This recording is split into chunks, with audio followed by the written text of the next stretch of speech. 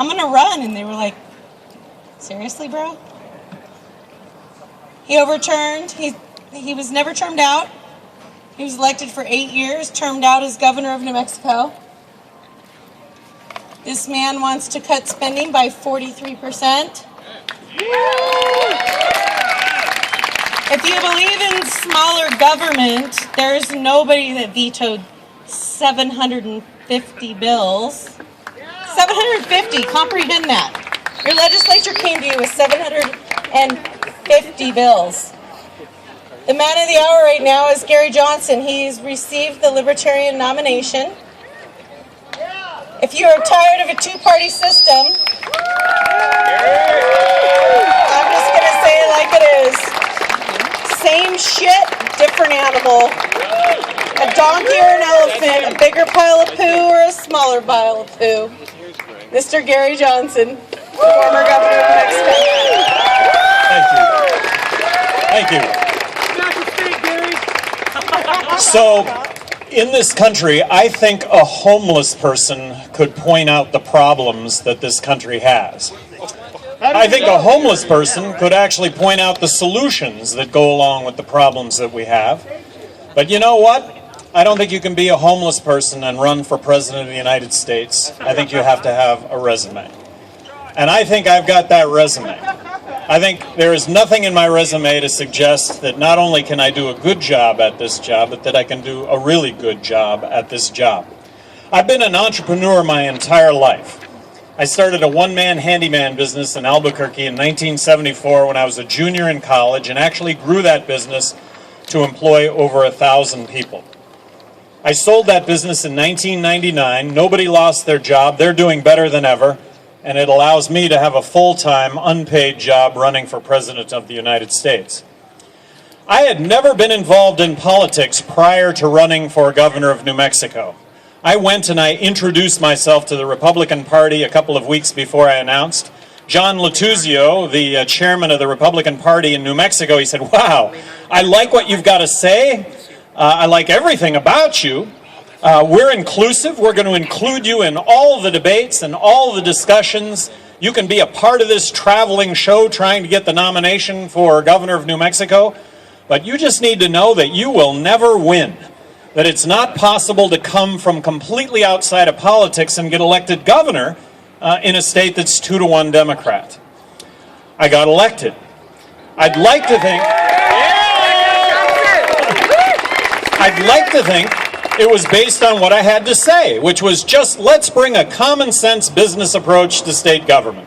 Best product, best service, lowest price. Let's not have government in the bedroom. Let's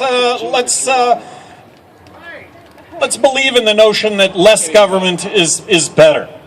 Well, in that context, I distinguish myself, I think, in a number of ways. But one of the ways in which I distinguish myself is I did veto 750 bills while I was governor of New Mexico. I had thousands of line item vetoes as governor of New Mexico. I took line item veto to a new art form in New Mexico.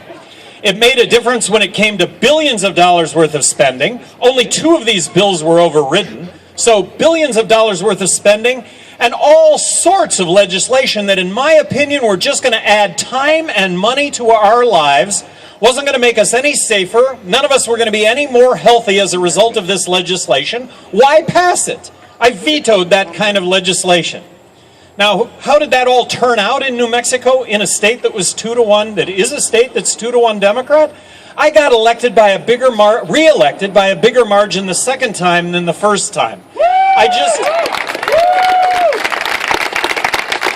just think that it speaks volumes to the fact that people really do appreciate good stewardship of tax dollars.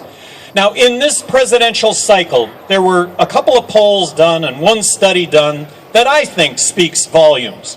One of them was, they did a poll on the favorability of every single presidential candidate running in their own states. There's only one presidential candidate viewed favorably in his or her own state, and that's me.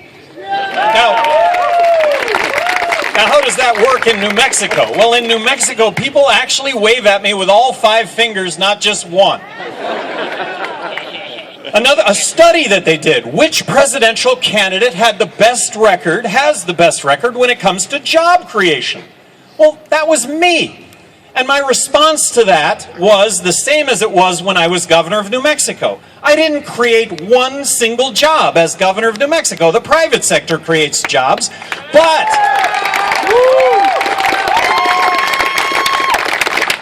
I controlled all the agencies. I appointed the heads of all the agencies. I appointed all the boards and commissions. I controlled all rules and regulations, and I want to say to you that rules and regulations got better on a daily basis, and they got better from the standpoint of just common sense. Less time and less money to have to comply with government.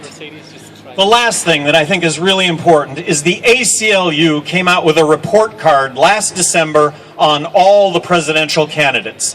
ACLU, a group dedicated to the Constitution of the United States, a group dedicated to the first 10 amendments of the Constitution of the United States, the Bill of Rights. 24 Liberty Torches was a perfect score. This is important. Mitt Romney and Rick Santorum had 0 Liberty Torches out of 24. 0. Newt Gingrich had 4 Liberty Torches out of 24. President Obama had 16 Liberty Torches out of 24. Ron Paul had 18 Liberty Torches out of 24. But Gary Johnson had 21 Liberty Torches out of 24.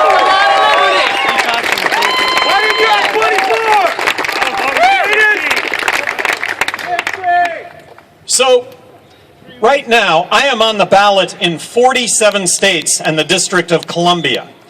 There are other, and by the way, we are litigated in the other 3 states. I believe that I'm going to be on the ballot in all 50 states.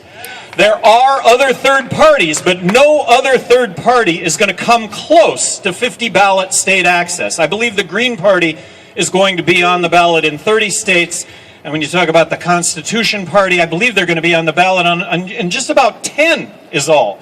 So when I speak of myself and my opponents, I'm talking about Mitt Romney and Barack Obama because we're going to be the only ones on the ballot in all 50 states. So what are the differences between me and my opponents?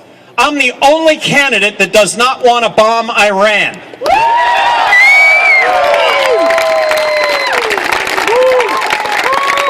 We bomb Iran, we're going to find ourselves with another 100 million enemies to this country that we wouldn't otherwise have. Let's not forget that the largest demonstration in the world in support of the United States after 9/11 was in Iran. It was in Tehran, where over 1 million demonstrators showed up in support of the United States.